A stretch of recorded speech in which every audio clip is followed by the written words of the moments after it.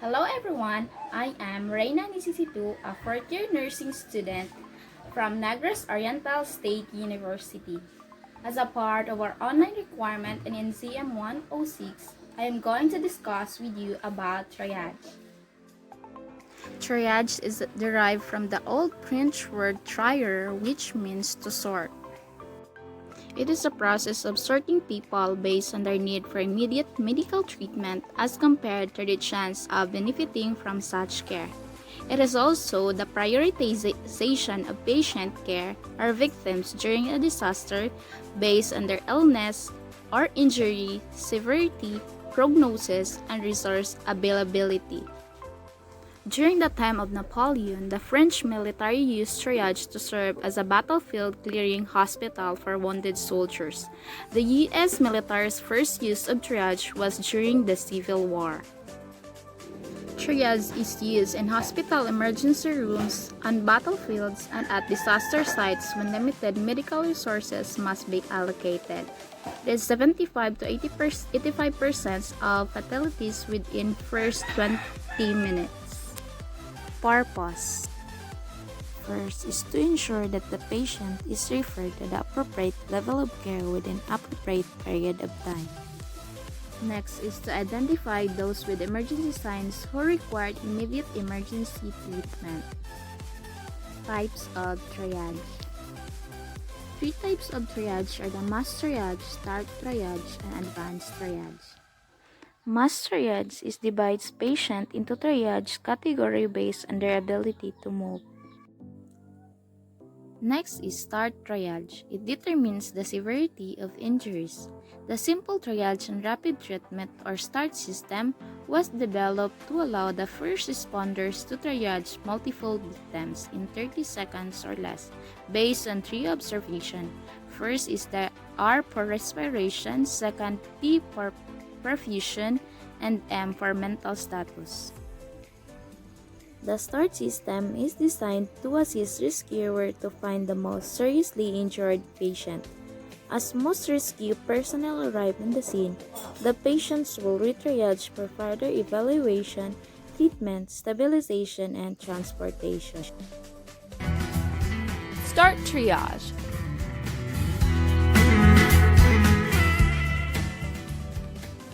The concept of triage is simply a method of quickly identifying victims who have immediately life-threatening injuries and who have the best chance of surviving, so that when additional rescuers arrive on scene, they are directed first to those patients. The START triage system relies on making a rapid assessment of every patient and marking them with one of four colored acuity categories. Each assessment should take no longer than 30 seconds. Remembering the formula called RPM will guide you through the START triage assessment process. Respirations. If the patient is not breathing and does not begin breathing once the airway has been opened, mark the patient as deceased or black and move to the next patient. Triage team members should not begin CPR on the patient who is not breathing and does not begin breathing once their airway is opened. CPR will delay the evaluation and care of the remaining patients on scene. If the patient begins to breathe after opening the airway or is breathing at a rate greater than 30 times per minute, mark the patient as immediate or red and move to the next patient. Perfusion. If the patient is breathing effectively at a rate less than 30 times per minute, the triage team member should next evaluate the perfusion status of the patient. Gross bleeding that can be quickly controlled with direct pressure should be immediately addressed. A bystander can assist in maintaining pressure until more first responders are available in the triage area to properly address the injury. The presence of a radial pulse is the most accurate rapid perfusion evaluation tool. While some publications advocate the assessment of the patient's capillary refill, this is not as accurate as a peripheral pulse check. Patients without a radial pulse should be marked immediate or red, then move on to the next patient. If the patient has a radial pulse, the triage team member should next evaluate the patient's mental status. Mental status. Once the triage team member has determined that the patient is breathing and perfusing, they can turn their attention to the patient's mental status. Many times the patient with an altered mental status will be evident at the start of the assessment. Patients who are confused and cannot answer simple questions should be tagged immediate or red without any further evaluation. If the patient is breathing effectively, has a strong radial pulse, and answers all questions appropriately, but was not able to walk out of the immediate area with the walking wounded, tag the patient delayed or yellow. This patient most likely has an injury that is not life-threatening, but will prevent them from moving. Triage tags are applied to patients as they enter the treatment area after quick secondary triage to confirm or change their acuity category. If treatment areas were not established, the triage tag is applied to the patient just prior to transport. Properly utilized, the DMS triage tag provides patient accountability and tracking through the treatment and transport process. Accountability documentation is an important component of proper MCI/MPI management and post-incident reporting. Patient accountability is achieved in the treatment areas, if established, by removing the outer colored category receipt that matches the patient's triage category. The receipt is placed in an accountability log sheet by the treatment area manager. The unique number on the receipt matches that of the triage tag, allowing the area manager to have a complete record of all patients that entered the treatment area. Proper patient accountability in the ambulance loading area is critical for ensuring accurate bed availability counts and patient tracking. Just prior to a patient being loaded into an ambulance, the transportation receipt located on top of the DMS triage tag is removed by the transportation group supervisor or a designated ICS position given that responsibility. Mandatory fields on the transportation receipt, such as acuity category and destination hospital, must be completed. Optional fields on the back of the transportation receipt are available if time permits or policy requires. Completed transportation receipts are placed in an accountability log for quick reference if needed and for post-incident reporting. Each transportation receipt contains an abbreviated version of the unique barcode number in the right-hand corner. This is the patient's identification number. This number is to be used in all communications when referring to the patient. The simplified format will prevent delays or errors inherent in other numbering systems. The unique 4-digit number can be found on all components of the triage tag for full reference through the treatment, transport, and hospital admissions process. There are several other components of the DMS tags designed to increase efficiencies at scene, which should be reviewed during training or multi-company drills.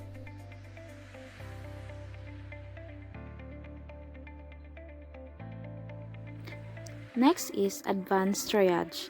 It is more fully assessed injury priorities. Advanced triage will be performed on all victims in treatment by the medical terms. Triaging process just follow for the ABCD steps. First, A for airway, B for breathing, C for circulation, and D for dehydration. Triage color coding. Red, patient requires immediate treatment. Example, suicide attempt via poisoning, hanging, or self-inflicted trauma. Yellow, patient is stable at the moment and is not in any immediate danger, but will require observation. Example, passive suicidal ideation, command hallucinations. Green, patients who will require medical treatment at some point, once more critical injuries had been treated. Example, drug refill for antidepressant or anti-anxiety medication. Black, for those who are already deceased or for patients whose injuries are so extensive that they will not be able to survive, given the level of care available. Materials needed for triage. ECG, scales for weight, BP apparatus, oxygen, airway resuscitation equipment, cardiac monitor, IV equipment and fluid, nebulizer, gauze pad, plaster, and bandages. Steps of the procedure. Patient presents for triage assist the following: chief complaint, general appearance, airway, breathing, environment, limited history, comorbidities, and quick evaluation. differentiate predictors of poor outcome from other data collected during the triage assessment. Then, identify the patients who have evidence of or are high risk of psychological instability. Assign appropriate ITS categories in response to clinical assessment data. Then, allocate staff to patient, including their brief handover to allocated staff member or members. Then, emergency department model of care proceeds. Idea of how this works in practice. Let's take a look at some examples demonstrated during a simulated triage event. Attention, everyone who can't stand up and walk, please go to the assembly point.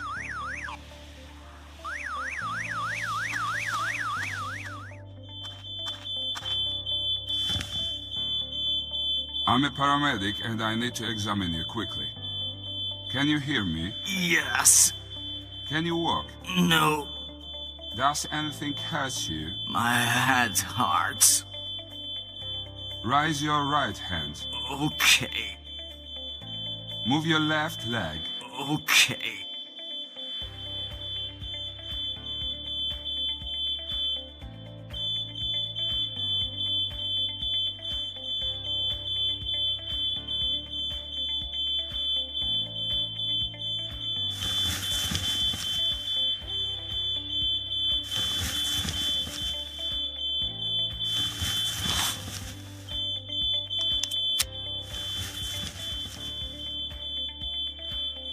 Wait here, the help is coming soon.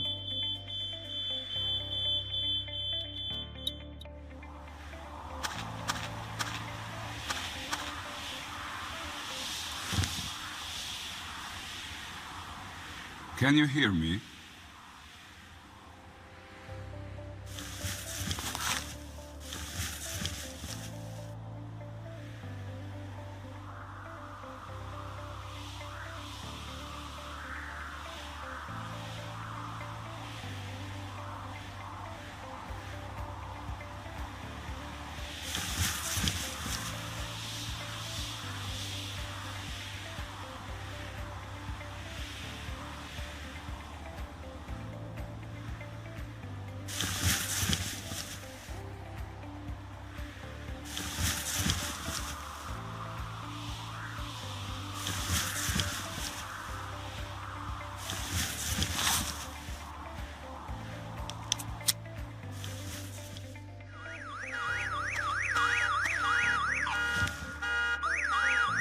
I'm a paramedic and I need to examine you quickly.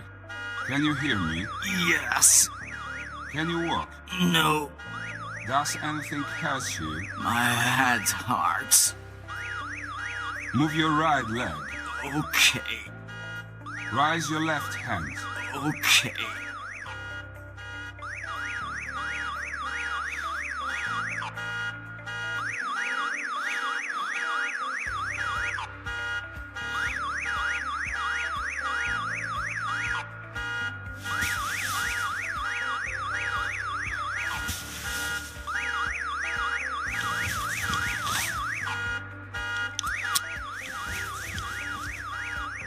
Wait here, the help is coming soon.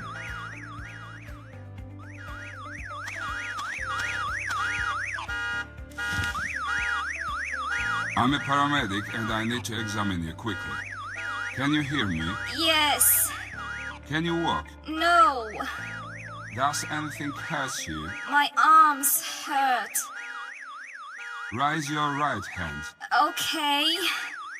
Move your left leg. Okay.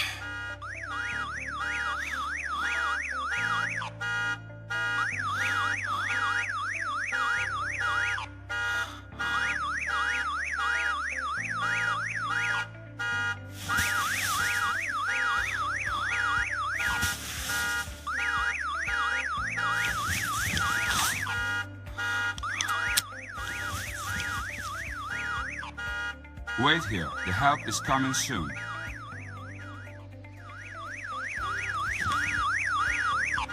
I'm a paramedic and I need to examine you quickly. Can you hear me?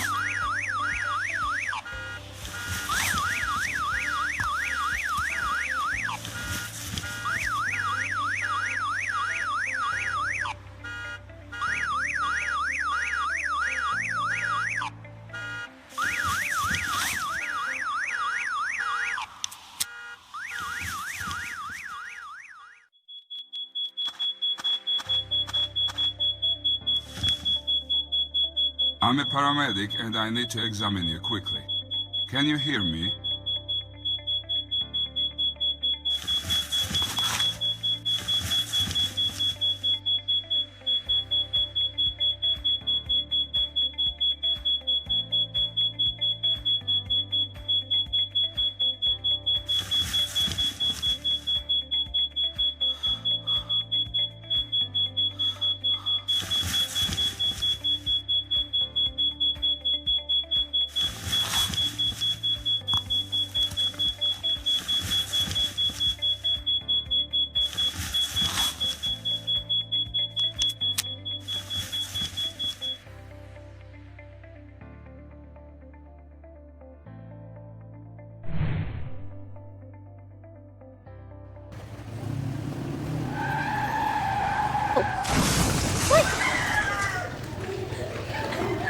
Everyone, I'm Reina Necesito. I am a nurse. I'm here to help you. If you can walk, just follow to my voice.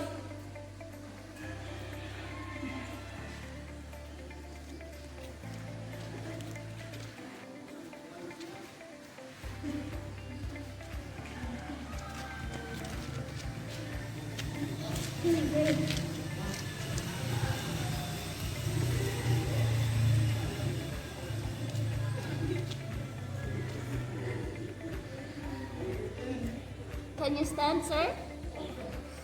Okay. Okay. Wait.